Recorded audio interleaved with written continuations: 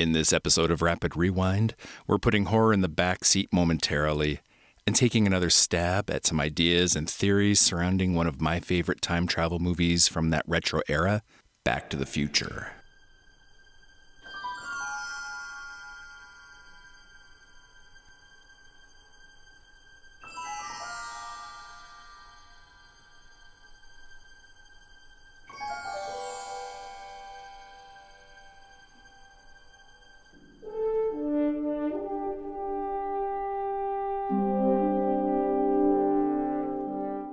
I'd like to just preface by saying that even though I'm high functioning when it comes to telling the time and how to wind up my alarm clock, my temporal mechanics knowledge is kindergarten at best, and I'm approaching this video wholly from the standpoint of someone with way too much time on their hands. Pardon the pun.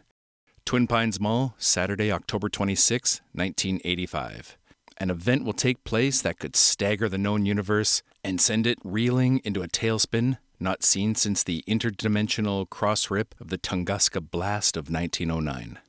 At 1:19 a.m., Doc Brown straps his dog into the front seat of a 1981 DMC-12 DeLorean automobile that he retrofitted with his 1955 invention, the flux capacitor, which is like some sort of atom smasher or energy smasher that he built into the car that requires 1.21 gigawatts of electricity to create the nuclear reaction needed to trigger the circuits of time. Powered by plutonium, the 1.21 gigawatts activates when the vehicle reaches 88 miles per hour and hence creates a one-time open and shut portal, or a wormhole if you will, into whatever date and time has been entered in on the keypad. In this case, it's 1:20 a.m. on that very same day. A mere 1-minute trip into the future. But we know that regardless of how long or short a trip is, as soon as the temporal boundaries are punctured, the butterfly effect spread out like cracks on a windshield. Marty is in the 1955 version of his hometown for 1 week and does more in the name of chaos than Ian Malcolm could have ever possibly imagined. Okay, we can't really fault him for killing Peabody's Pine. He was disoriented and getting fired at with a .50 caliber bear rifle. So if the worst is that the mall's name was changed, we'll consider that a happy accident since Lone Pine Mall sounded better anyways. But apart from preventing the meeting and falling in love of his pervert father and his pervert mother, which would directly affect his very existence, what else did Marty do that week that could have had consequences on future events? Keeping in mind, the mere flapping of butterfly wings could cause someone to shit their pants 1,000 miles away. So I think we need to look at a few more things and postulate some outcomes. He tries flagging down an old couple after fleeing the Twin Pines Ranch. Probably freaked the shit out of them, and God only knows what repercussions that might have led to. The old woman seemed absolutely beside herself with fright, and probably thought the weird-looking man wearing the yellow hazmat suit was a servant sent by the devil himself to thwart their trip to the pastor's house, leading them to an increase of their weekly church tithings in the wake of that beastly encounter, which in time resulted in the foreclosure of their home and their son becoming the town wino.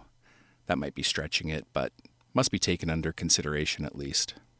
He steps in front of a car, delaying it from reaching its destination. Even by mere seconds, the consequences could have been severe. Have you ever shown up for something 2 minutes late, which puts you into a foul mood and causes you to make decisions that otherwise would never have been entertained? That type of singular event is known as the fork in the road theory, where a new path in life is created based on the emotion of a decision. I don't know who is in that car, but I hope everything worked out well for them.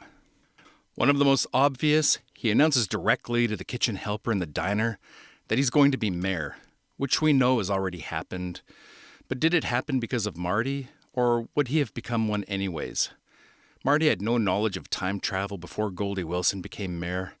And if he became mayor because of the encounter in 1955, then would it not be unreasonable to think that the other changes in the timeline, Biff being a big pussy and George being the alpha male and so on, would have already been in place as well? Why only that one change? Or could it be that this was not Marty's primary journey to the past, and each time he does, he always mentions that fun fact to the future mayor, so that one eventuality remains a constant, no matter what else happens?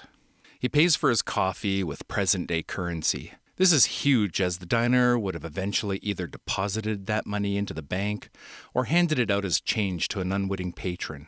When discovered at the bank, this at first causes alarm for the possibility of a counterfeit ring.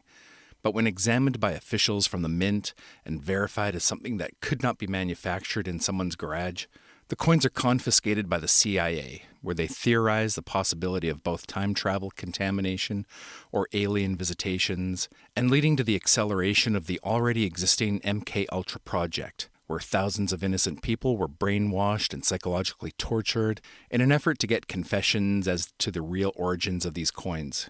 Doc Brown was well aware of this problem, and he carried a briefcase with money from different years as a contingency in subsequent trips.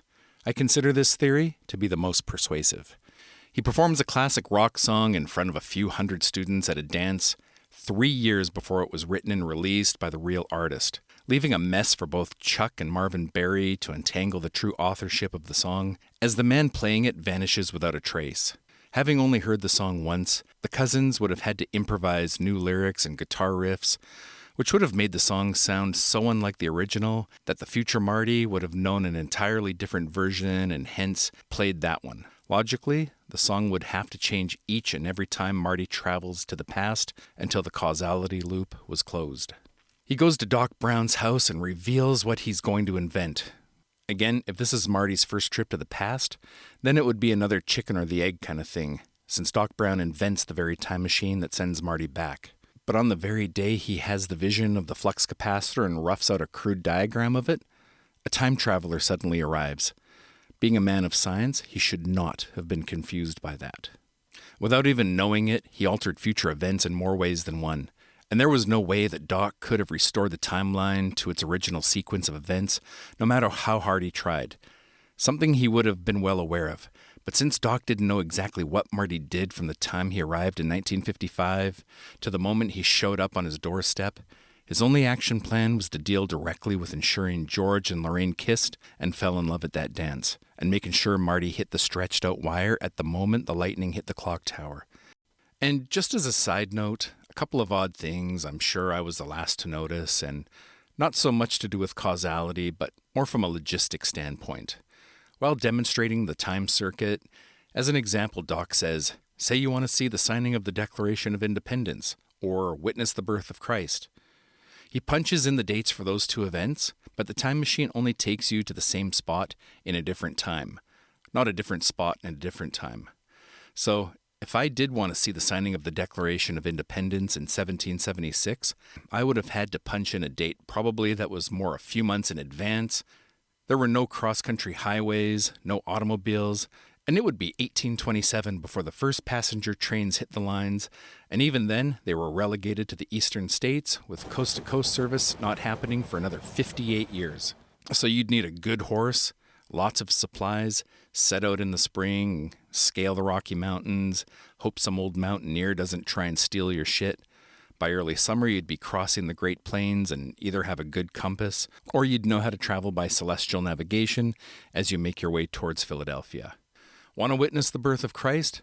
Learn how to talk like a pirate, risk scurvy, get a tank at a Vale, and find a few ships to stow away on. We're talking at least a 6-month journey, and that's only if it went well. Chances are you'd get caught, sliced from asshole to tea kettle, and tossed overboard as chum. Historical, yet unpractical examples to use. I'd just stick to that particular state. You could go witness the grand opening of Disneyland, perhaps. It would have only been less than 4 months prior to your trip to Hill Valley in November of 1955. Check that out, and then you'd still have plenty of time to go screw up the universe if you so chose. Anyway, those are my thoughts on some of the lesser-known interactions Marty had and the probable outcomes that resulted from them. I think we all have a much more clear understanding of how we can screw up future events. That's all I have for you on this episode of Rapid Rewind. As always, thank you for watching, and I'll see you at the next slaughtering. Bye-bye.